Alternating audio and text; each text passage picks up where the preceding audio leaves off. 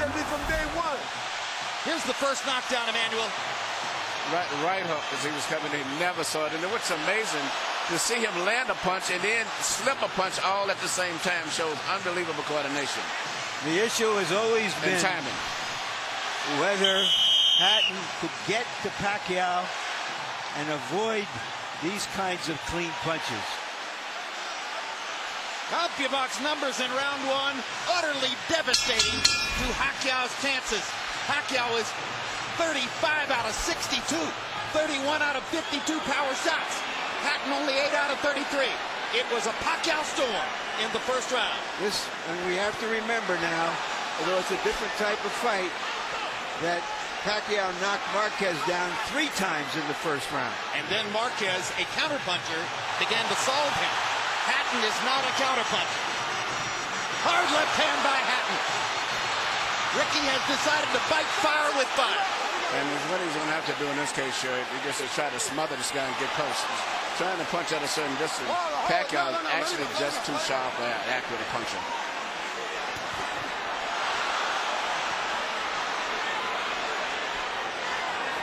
You heard Floyd Mayweather saying to Hatton, you can't just jump all over him.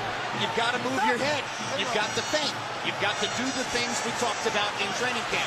Hatton seemed to believe that he could physically overpower Pacquiao from the beginning. Yeah, he knew in the beginning he was going to take the risk of getting caught, and he did. Because coming in, Pacquiao still is the puncher. The physical strength is still with Hatton, but the punch is still Pacquiao. Hard left hand by Pacquiao. Stunned Hatton and knocked him back. Look at the brilliant accuracy of Manny Pacquiao, landing with both right and left hands. Misses the right hook there. What Ricky needs to do is to smother him. He cannot see to deal with those punches. He needs to push him. That's what he's doing now. Good left hook inside by Hatton. And then he closed down Pacquiao's left side. Hard right hand again by Pacquiao. Ricky can't see the hook coming. Not behind the head. All right, okay. Kenny Bayless warns Hatton for holding behind the head.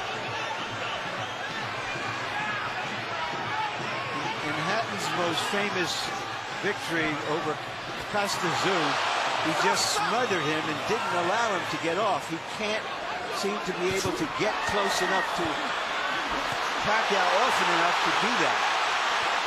And Pacquiao's hands are so quick. That's the point. Costa Zoo had about a quarter of the speed of Manny Pacquiao. Pacquiao's blinding speed that sets him apart.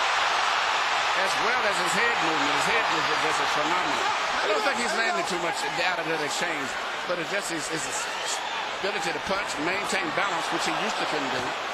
And his head movement is just too difficult for Hatton to time. I think Pacquiao may have spent the first 2 minutes of this round thinking knockout and allowed himself to get a little wild. Now he goes back to more precision. Lands a hard body shot. But Ricky isn't moving his head too much still. His head is still right there. That is. Oh my gosh, what a straight left hand. And will Hatton make it up from this? Can he beat the count? Is that it? And Kenny Bayless says, no way. That is that. What an amazing knockout shot. That is the most spectacular one-punch shot of Manny Pacquiao's in